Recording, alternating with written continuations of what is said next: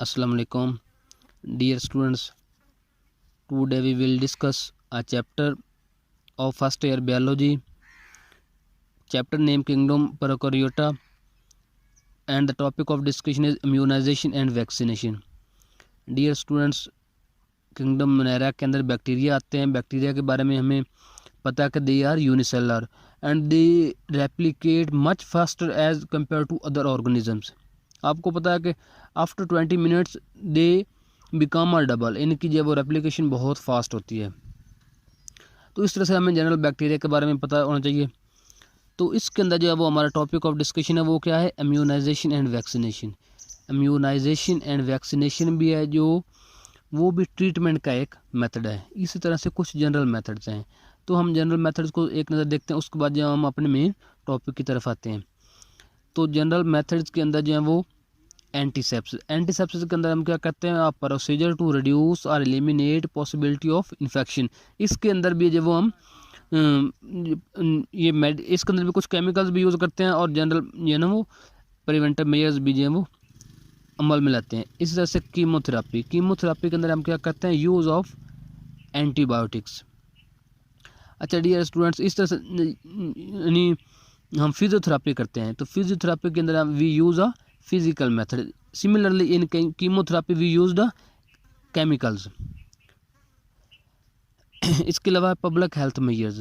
Public health measures के अंदर हम क्या कर सकते हैं, हम वाटर की प्यूरिफिकेशन कर सकते हैं। अब कुछ जो वो इलाकों के अंदर बैकवर्ड एरियाज़ के अंदर जो वो वाटर जो वो उसकी जो वो क्लीन वाटर की जो वो अवेलेबिलिटी जो है वो मुमकिन नहीं है।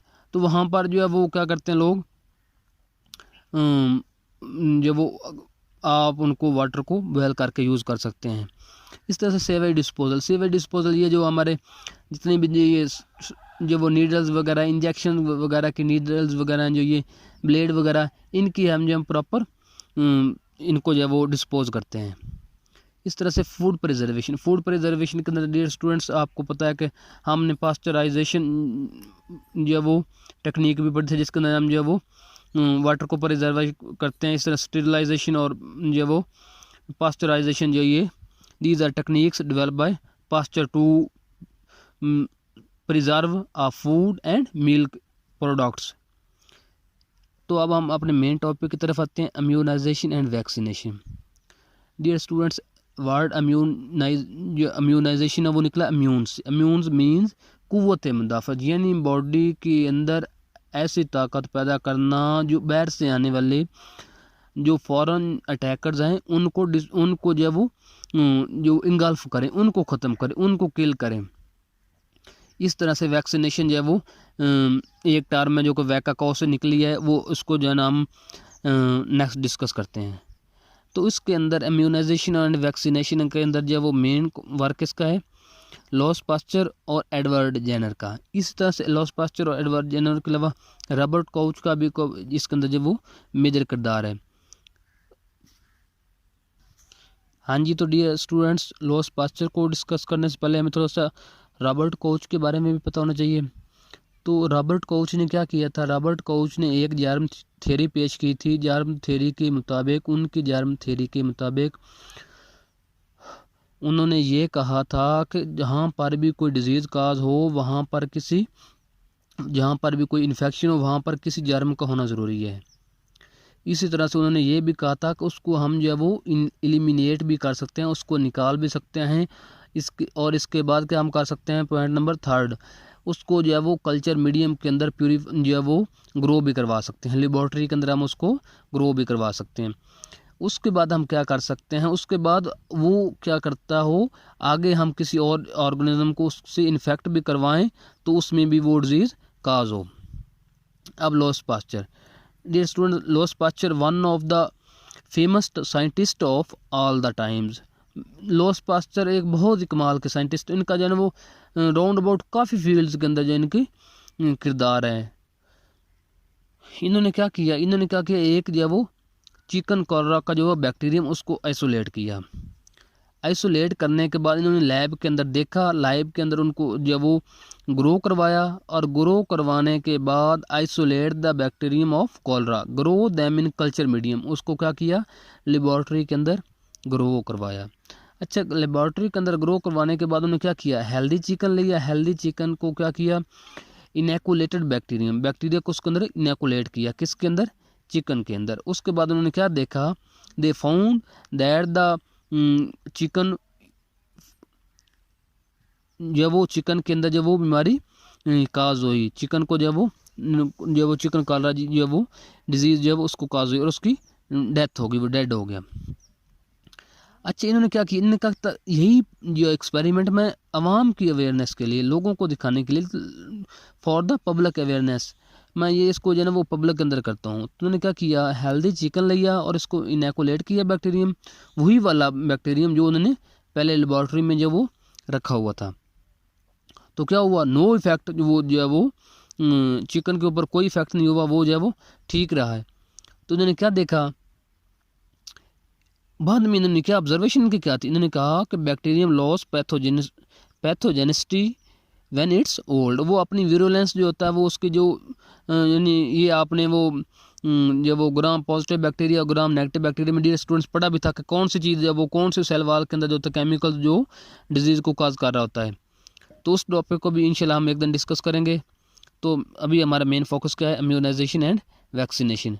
अब क्या वो करते हैं, बैक्टीरियम को स्टिमुलेट, इसके बाद इसके अलावा क्या होता है, जो वो यानी एक तो उसकी पैथोजेनिसिटी लॉस होती है, और इसके अलावा जो वो ऑर्गेनिज्म के अंदर जिसको वो इन्फेक्ट कर रहा है उसके अंदर क्या होता है, तो bacterium stimulated host body which develop antibody, यानी क्या करता है वो बैक्टीरियम होस्ट के अंदर एंटीबॉडीज जो कि स्पेसिफिक प्रोटीन्स हैं वो डेवलप करता है, ताकि वो, और उसके बाद अगर हमको जब कोई हेल्थ कोई और बैक्टीरियम लेकर उसी का उसको काज करवाते हैं तो उसके अंदर बीमारी काज नहीं होती, क्योंकि उसके अंदर इम्यून आ जाता है, वो पहले से उसकी जो बॉडी के अंदर जो वो स्ट्रॉन्ग मैकेनिज्म डेवलप हो जाता है, किसका, एंटीबॉडीज़ का। तो बैक्टीरियम ने क्या किया, bacterium stimulated host body which develop antibody against infection. अच्छा डियर स्टूडेंट्स, इससे पहले जो एडवर्ड जेनर का भी वर्क था, एडवर्ड जेनर के वर्क की मरहून मिन्नत ही जो है वो लॉस पास्टर ने जो ये वर्क कैरी आउट किया। लॉस पास्टर ने के बाद जो एडवर्ड जेनर का क्या वर्क था, यानी जो वो लॉस पास्टर का वर्क जो है वो 1880 के अंदर जो वो हुआ, और इनका वर्क उससे पहले 1796 के अंदर। इन्होंने क्या किया, काउपॉक्स जो होता है वो एक डिजीज़ है जो मिल्क मेड औरतों में जो वो उनके अंदर जो वो मतलब हो सकता है उनको जो वो एक डिजीज़ काउपॉक्स की, यानी मिल्क मेड वो वेमेंस वो औरतें जो कॉज का दूध होती हैं उनको ये एक डिजीज़ होती थी। उन्होंने क्या किया, काउपॉक्स। इसके बाद उन्होंने क्या, जब उनका क्या था ऑब्जर्वेशन, उन्होंने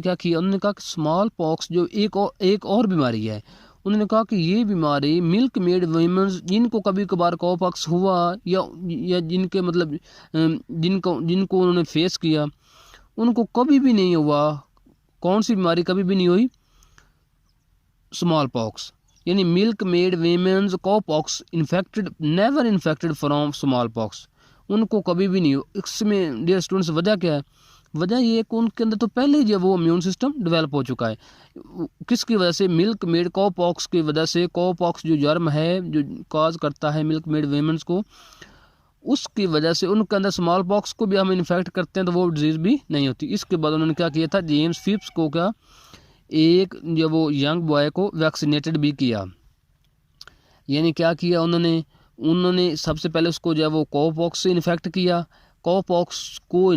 काउपॉक्स से जो इन्फेक्ट हुआ था बच्चा जेम्स फिप्स, उनको उसने क्या किया था, वीक किया था, बट उसको इसका बारे में इतना जो वो इन्फॉर्मेशन नहीं थी, तो जो है वो उसने इसको वैक्सीनेटेड भी किया। इसके बाद डियर स्टूडेंट दो जनरल टर्म्स हैं, एंटीबॉडीज जो है वो ग्लोब्यूलर प्रोटीन्स हैं। हमने we already studied out that there are two types of proteins, structural proteins and globular proteins. उसके अंदर जो है वो ग्लोब्यूलर जो वो आमतौर पर जो वो इंटरनली फाउंड होती हैं, और जो वो स्ट्रक्चरल प्रोटीन्स के अंदर वो जो फाइब्रस प्रोटीन्स वगैरह भी पाई जाती हैं। तो ये एंटीबॉडीज़ क्या होती हैं, हमारी बॉडी के अंदर ग्लोबुलर प्रोटीन्स होती हैं जो आने वाले एंटीजेंस को, किसी भी केमिकल्स को जो वो किल करती हैं, उसको इंगल्फ करती हैं, उसको जो वो अटैक करती हैं उसके ऊपर।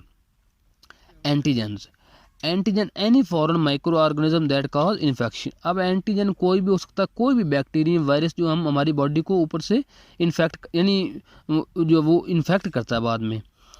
अब इसके अलावा जो है वो टर्म एक वैक्सीनेशन, जो मैंने पीछे आपको टर्म नहीं तो बताई थी, वैक्सीनेशन जो वो टर्म वैक्का से निकली है, जिससे का मतलब है कौ। इस तरह से यानी ये वाला जो वैक्सीनेशन की टर्म थी, the term vaccination is introduce by Edward, जो वो लॉस पास्टर ने ये क्रेडिट देने के लिए एडवर्ड जनर को ये जो वो टर्म इसलिए उनको डेडिकेट किया। इस तरह एक जो वो हमारे यहाँ जो वो पोलियो है, पोलियो डिजीज़ है, पोलियो के हम वैक्सीन लगाते हैं। तो इसके अंदर क्या करते हैं हम, जो वो एडवांस में क्या करते हैं, उस बंदे को वो जो वो एंटीजन उसके अंदर जब इनएक्टिव एंटीजन रख देते हैं, ताकि कभी भी जब मतलब आउटसाइड बॉडी से जब कोई भी जब फॉरेन अटैकर बॉडी के अंदर इंटर हो, तो वो जो है वो हमारा एंटीजन वो एक्टिव हो और उसको जो है वो अटैक करके उसको किल कर दें।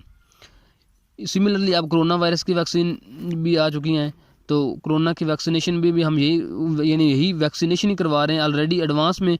जो वो एंटीजन जो वो ह्यूमन बीइंग्स के अंदर इंटर कर रहे हैं, ताकि कभी भी जब वो फॉरेन जो वो केमिकल वायरस कोविड-19 हमारी बॉडी में इंटर हो, तो उसको जो है वो एडवांस में जो वो एंटीजन जो हमने रखी है वो एक्टिव हो और उसको जो है वो किल करें।